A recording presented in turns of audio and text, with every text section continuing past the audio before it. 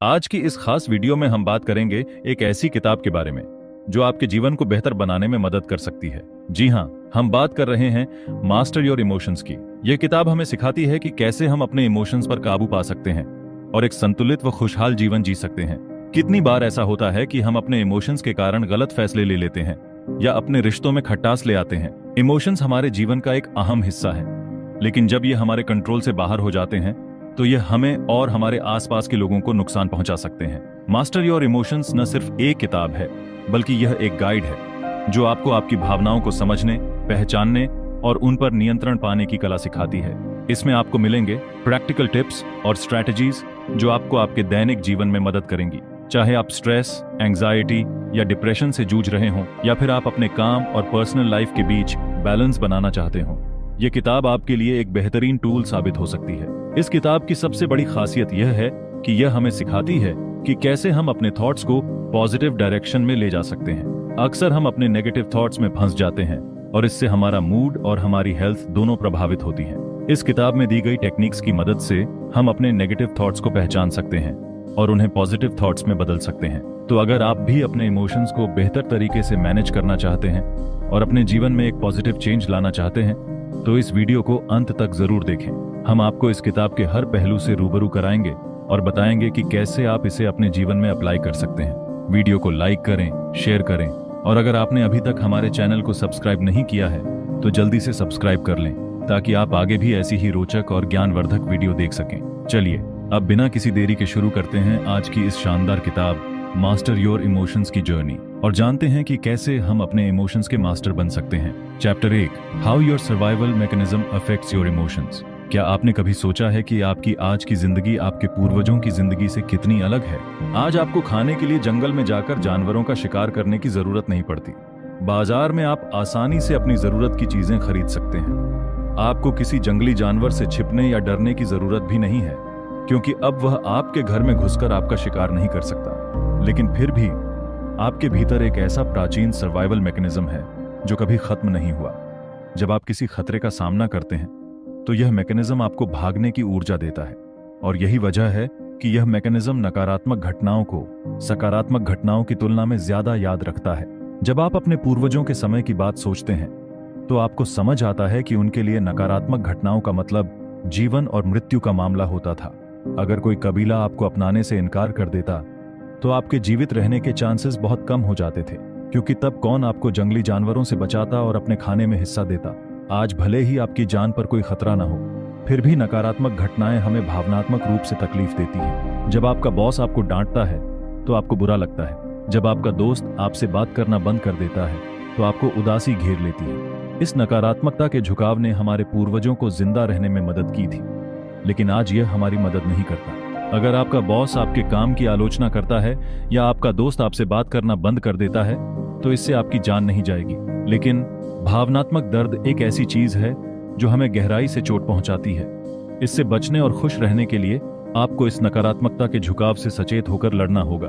अगर आप खुश रहेंगे तो आपकी जिंदगी में सकारात्मक बदलाव आ सकते हैं, क्योंकि डोपामीन एक न्यूरोट्रांसमीटर है जो आपको खुशी का एहसास दिलाता है और आपको मोटिवेट करता है, जो आपके दिमाग में तब रिलीज होता है जब आप कुछ खास तरीके से व्यवहार करते हैं, जैसे अच्छा खाना खाना।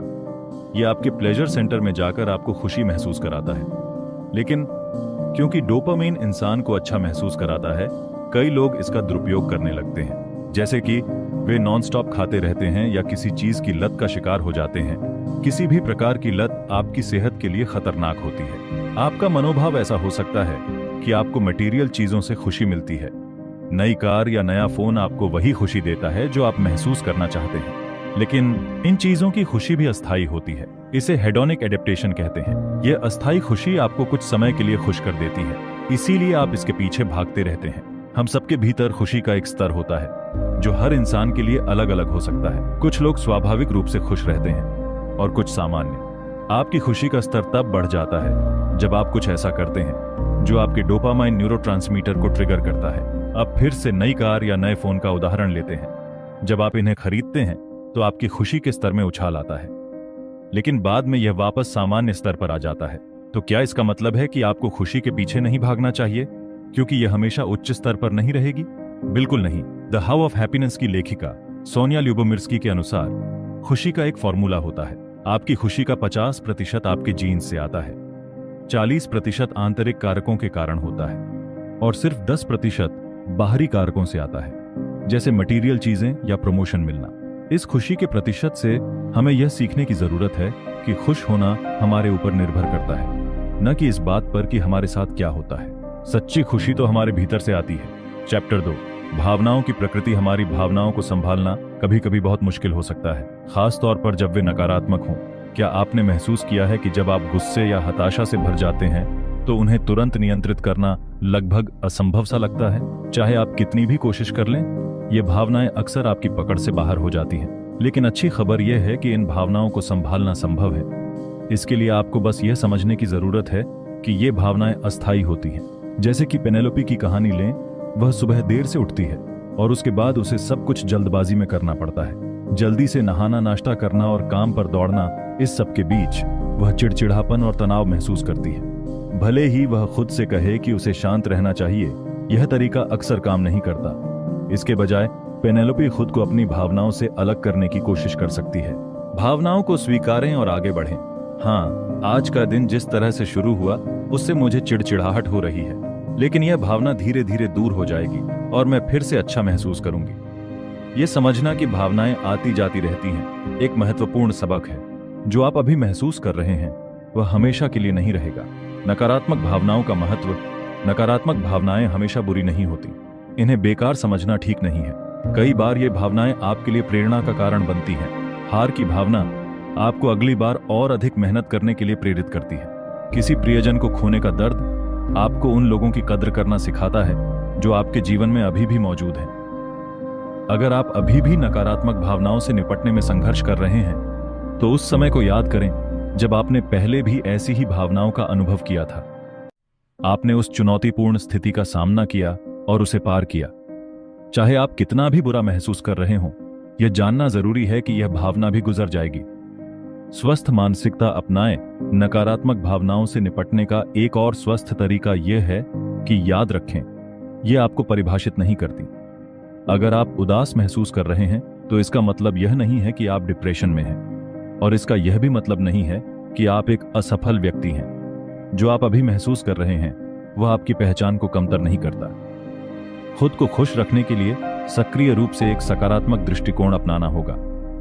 क्या आपने कभी यह कहावत सुनी है, आप जो सोचते हैं वही आप अपनी ओर आकर्षित करते हैं? यह सकारात्मक और नकारात्मक दोनों ही स्थितियों पर लागू होती है।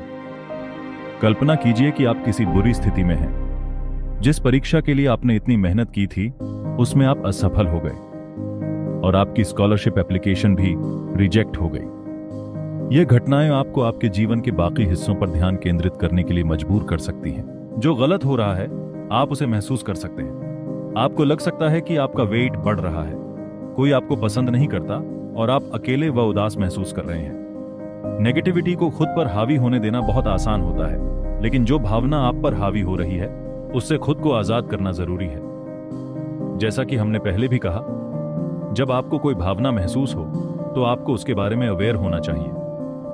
खुद को बार बार याद दिलाएं कि यह भावना जल्द ही चली जाएगी।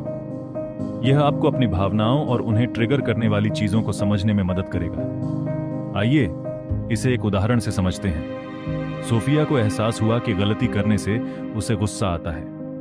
वह छोटी छोटी गलतियों पर खुद पर गुस्सा करती थी और अपनी पुरानी गलतियों पर भी ध्यान केंद्रित करती थी। लेकिन फिर सोफिया ने इस नेगेटिव साइकिल से बाहर निकलने का एक तरीका खोज लिया। उसने खुद को याद दिलाना शुरू कर दिया कि वह भी एक इंसान है और उससे भी गलतियां हो सकती हैं। उसने यह भी महसूस किया कि उसने अपने जीवन में कई अचीवमेंट्स भी हासिल की हैं। नकारात्मक विचारों के इस चक्र को रोकने के लिए खुद को ऑब्जर्व करने की आदत डालें। यह समझने की कोशिश करें कि आपकी भावनाओं को क्या ट्रिगर करता है। उस समय आप अपने आप से क्या कहते हैं और कौन सी चीज ने आपको इस नकारात्मक चक्र से बाहर निकलने में मदद की थी? आपने उससे क्या सीखा? भावनाओं का यह सफर हमें सिखाता है कि चाहे परिस्थितियां कैसी भी हों, हम हमेशा अपनी भावनाओं को समझ सकते हैं और उनसे बेहतर तरीकों से निपट सकते हैं। खुद पर विश्वास रखें और याद रखें कि हर भावना अस्थायी होती है। Chapter 3, changing your interpretation. क्या आपने कभी सोचा है कि आपकी हैप्पीनेस के लिए बाहरी चीजें केवल 10% ही जिम्मेदार होती हैं? यह सुनकर थोड़ा अजीब लग सकता है, लेकिन अगर गहराई से सोचें तो यह सच है। आपकी संपत्ति, उपलब्धियां और जीवन में जो कुछ भी बाहरी रूप से आपके पास है, वह आपकी हैप्पीनेस को उतना प्रभावित नहीं करता जितना आप सोचते हैं। आइए देखें कि कैसे हमारी बिलीफ्स हमारी भावनाओं को प्रभावित करती हैं। इन धारणाओं का प्रभाव, चाहे कितना भी छोटा क्यों ना हो, हमारे सोचने के तरीके को बदल देता है। यही कारण है कि हमें चीजों को एक नए पर्सपेक्टिव से देखना चाहिए। आइए कुछ सामान्य बिलीफ्स के बारे में बात करें और देखें कि उन्हें कैसे बदला जा सकता है। पहली, विश्वास। यह एक समस्या है। जब हम किसी स्थिति को एक समस्या के रूप में देखते हैं तो यह हमारी एंग्जाइटी और स्ट्रेस को बढ़ा देती है। लेकिन क्या हो अगर वह वास्तव में कोई समस्या ना हो? केटी की कहानी लें। उसने सुना कि उसे शायद नौकरी से निकाला जा सकता है। पहली बार में यह उसे एक बहुत बड़ी समस्या लगी। उसने खुद को भय और अनसर्टेनिटी में डूबा पाया। लेकिन फिर उसने सोचा, अगर यह समस्या नहीं है तो क्या है? उसने इसे एक अपॉर्चुनिटी के रूप में देखना शुरू किया, अपने ड्रीम जॉब की तलाश करने का मौका। इस नए दृष्टिकोण ने न केवल उसे अपनी चिंता से रिलीव किया, बल्कि एक नई एनर्जी भी दी। दूसरी, विश्वास। मुझे शादी करके बच्चे पैदा करने चाहिए। यह धारणा अक्सर हमारे समाज और परिवारों द्वारा हम पर थोपी जाती है। लेकिन क्या यह जरूरी है कि हम समाज की उम्मीदों पर खरा उतरें सिर्फ इसलिए कि लोग ऐसा कहते हैं? इसका मतलब यह नहीं है कि हमें भी वही करना चाहिए। शादी और बच्चों का फैसला हमारा पर्सनल चॉइस होना चाहिए, न कि किसी सोशल प्रेशर का परिणाम। इस पर सोचें, क्या आप सच में इसके लिए तैयार हैं या यह सिर्फ दूसरों की अपेक्षाओं को पूरा करने का एक साधन बन गया है? तीसरी, विश्वास। मुझे भविष्य के बारे में सोचकर डर लगता है। भविष्य की चिंता एक ऐसी चीज है जिससे हम सभी गुजरते हैं। हम नहीं जानते कि भविष्य में क्या होगा और यही अनसर्टेनिटी हमें डरा देती है। लेकिन क्या वास्तव में इस डर में जीने का कोई फायदा है? Worrying about the future won't change anything. इसके बजाय हमें अपने प्रेजेंट पर ध्यान केंद्रित करना चाहिए। जो हमारे पास अब भी है उस पर ध्यान दें और अपने टुडे को बेहतर बनाने की कोशिश करें। आप भविष्य को कंट्रोल नहीं कर सकते, लेकिन आप अपने प्रेजेंट को जरूर सुधार सकते हैं। चौथी धारणा, यह मेरी किस्मत है। कभी कभी जब चीजें हमारे अनुसार नहीं होती तो हम अपनी किस्मत को दोष देने लगते हैं। हम सोचते हैं कि हमारी बैड लक की वजह से सब कुछ गलत हो रहा है। लेकिन अगर हम गहराई से सोचें तो क्या यह सच में हमारी फेट है या यह हमारी बिलीफ्स हैं जो हमें ऐसा महसूस करवा रही हैं? अपने जीवन की रिस्पॉन्सिबिलिटी लेना बहुत जरूरी है। आप जो भी करते हैं उसके लिए खुद को अकाउंटेबल ठहराएं। यह समझना कि आप अपने कार्यों के लिए जिम्मेदार हैं आपको अपने जीवन को बेटर बनाने की दिशा में प्रेरित करेगा। पांचवीं धारणा, मुझे हमेशा सही होना चाहिए। यह धारणा हमें बहुत अधिक स्ट्रेस देती है।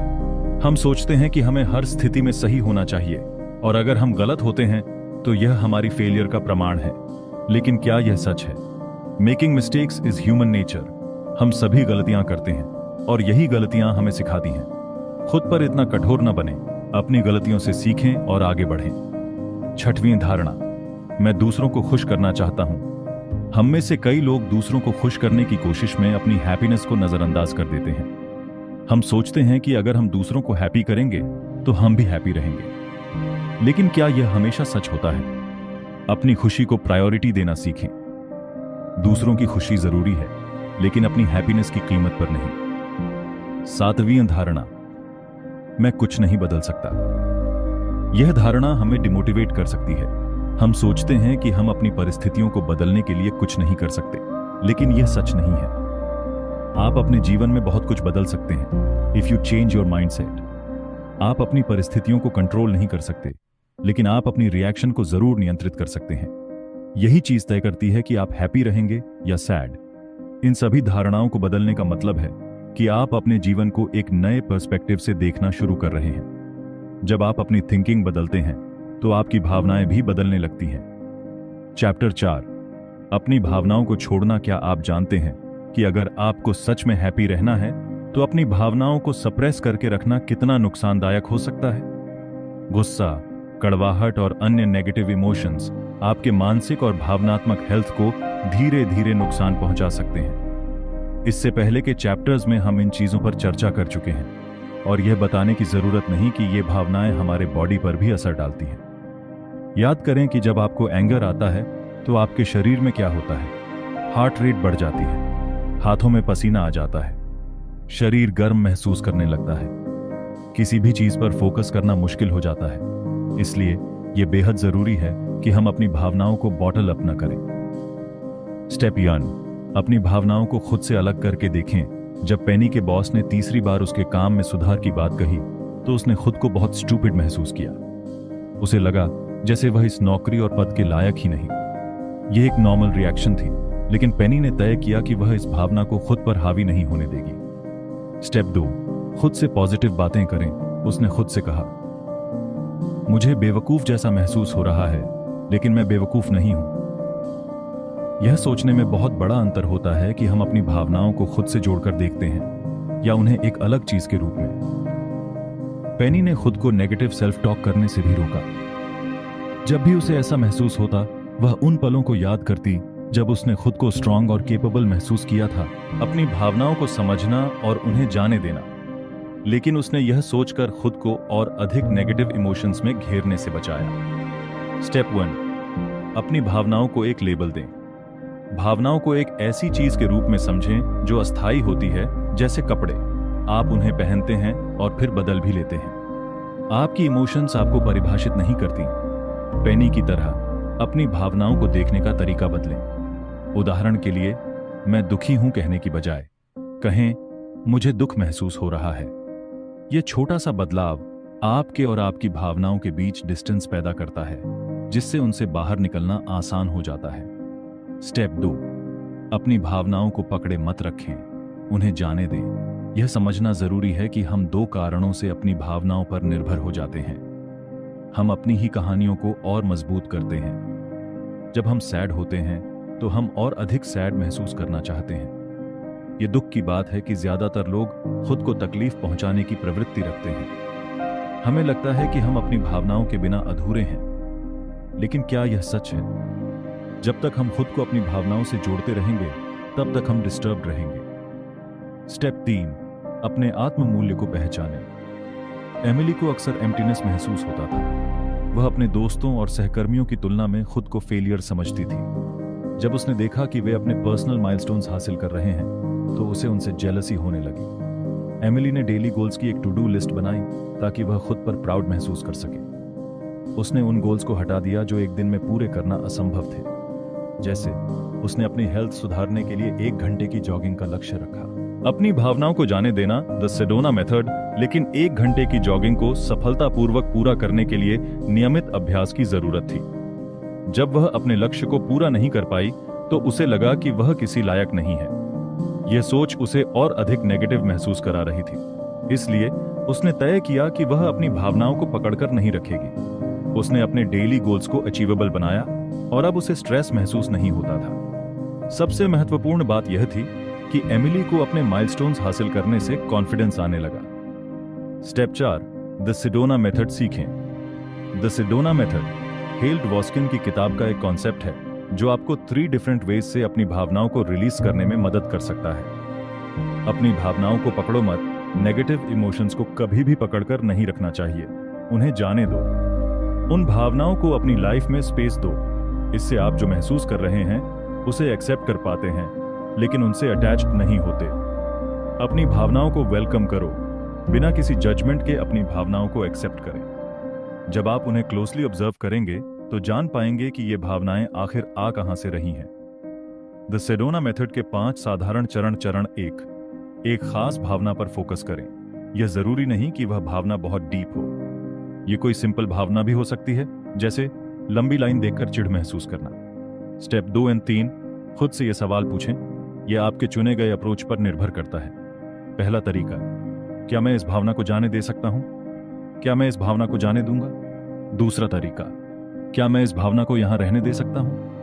क्या मैं इस भावना को यहां रहने दूंगा? तीसरा तरीका, क्या मैं इस भावना को वेलकम कर सकता हूं? क्या मैं इस भावना को वेलकम करूंगा? इन सवालों का ऑनेस्टली जवाब देने की कोशिश करें। यहां कोई राइट या रॉन्ग आंसर नहीं होता। यह सिर्फ यह समझने का तरीका है कि आप क्या महसूस कर रहे हैं। स्टेप 4, खुद से पूछें कब। आपका जवाब हमेशा अभी होना चाहिए। एक्सक्यूजेस मत बनाओ। इस भावना को रिलीज करना ही होगा, चाहे कुछ भी हो जाए। स्टेप 5, प्रोसेस को दोहराएं। इस पूरी प्रक्रिया को रिपीट करें जब तक कि वह भावना पूरी तरह डिसअपीयर ना हो जाए। क्या यह सच में काम करता है?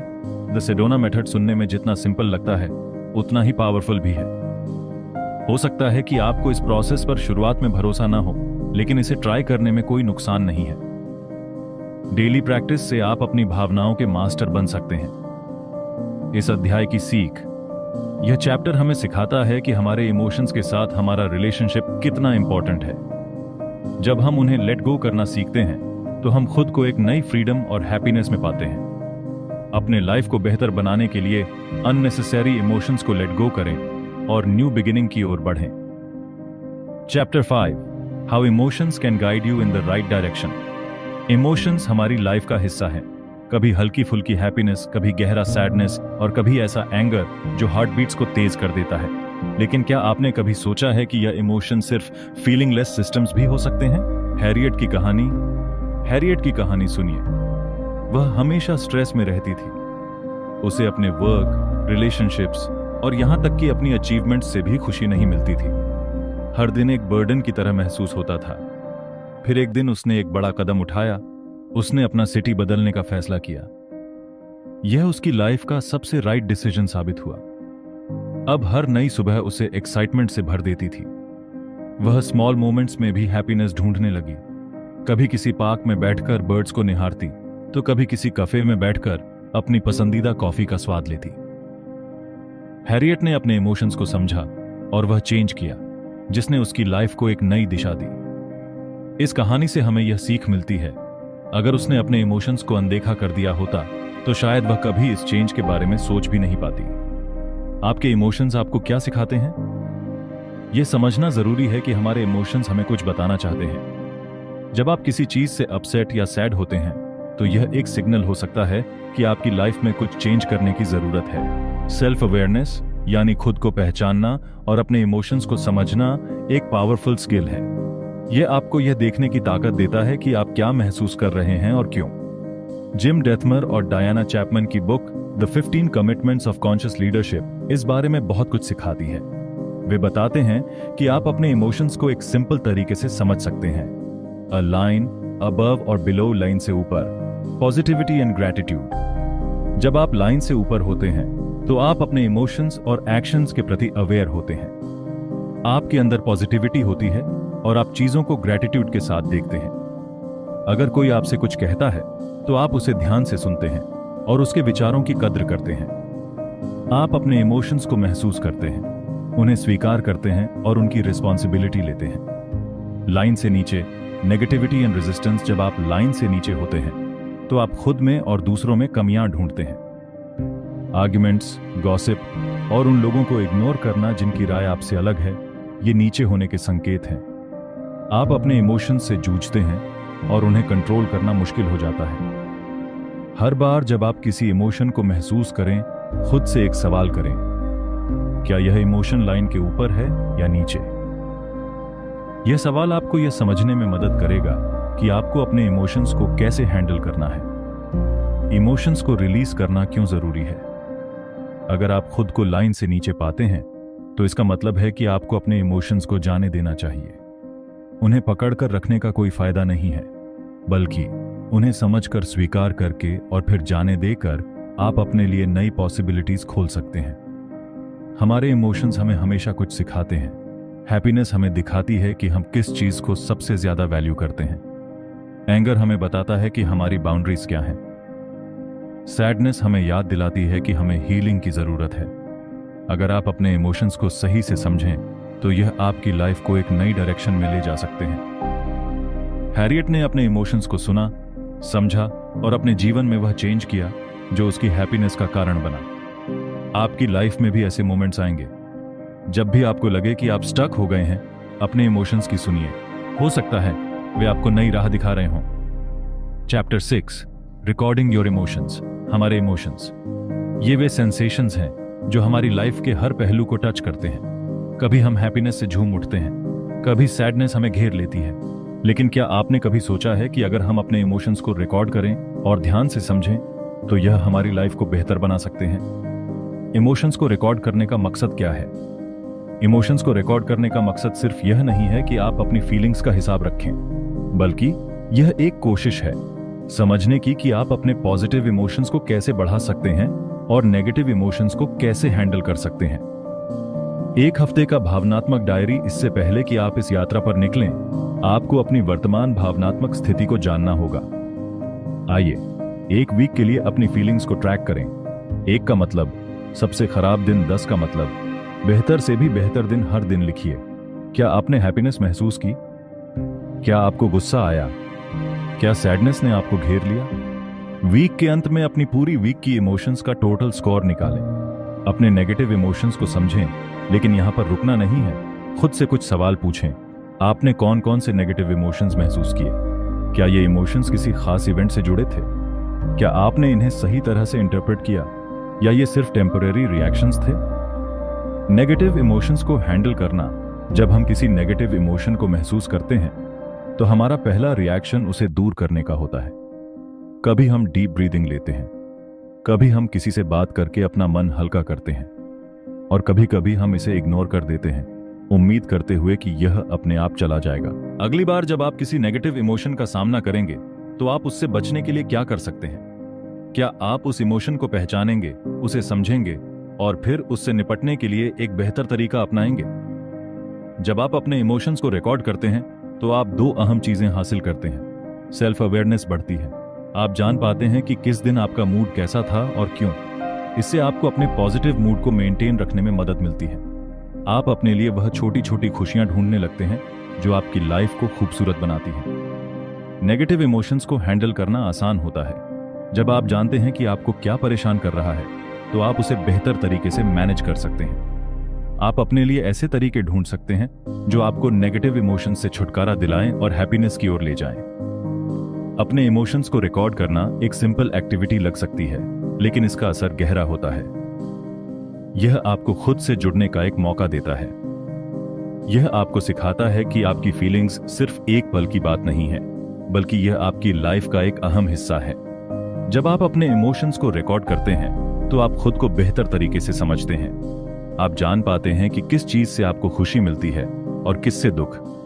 यही समझ आपको एक बेहतर, खुशहाल और बैलेंस्ड लाइफ की ओर ले जाती है। तो इस हफ्ते अपने इमोशंस को रिकॉर्ड करने की कोशिश कीजिए और देखिए कि यह आपकी लाइफ को कैसे बदलता है। अपने इमोशंस को समझिए, उन्हें अपनाइए और अपने लिए एक नई राह चुनिए जो आपको हैप्पीनेस की ओर ले जाए। इस पुस्तक में दी गई हर सलाह हमें यही सिखाती है कि हम अपने इमोशंस को समझें, उन्हें स्वीकारें और उनका सही तरीके से प्रबंधन करें। जब हम अपने इमोशंस पर कंट्रोल पाते हैं तो हम अपनी लाइफ में सच्ची खुशी और संतुलन पा सकते हैं। इमोशंस हमारे अनुभव का हिस्सा है, लेकिन अगर हम इन्हें सही दिशा में ले जाएं तो यह हमें हमारी मंजिल तक पहुंचा सकते हैं। खुद को समझिए, स्वीकारिए और अपने इमोशंस को अवेयरनेस के साथ जिएं। अगर आपने यह किताब पढ़ी या इस वीडियो को देखा तो खुद से वादा कीजिए कि आप अपनी भावनाओं को एक नई दिशा देंगे। हर दिन एक कदम और बढ़ाइए। अपने इमोशंस को समझते हुए अपनी लाइफ को बेहतर बनाइए। अगर आपको यह वीडियो पसंद आया हो तो इसे लाइक और शेयर जरूर करें। और अगर आपने अभी तक मेरे चैनल को सब्सक्राइब नहीं किया है तो सब्सक्राइब करके बेल आइकॉन दबाएं ताकि ऐसी और वीडियोस आपको आसानी से मिल सकें। आपके सुझाव और सवालों का स्वागत है, उन्हें कमेंट सेक्शन में लिखें। अगले वीडियो में मिलते हैं। तब तक अपने इमोशंस को सही दिशा में मार्गदर्शन दें और खुश रहें।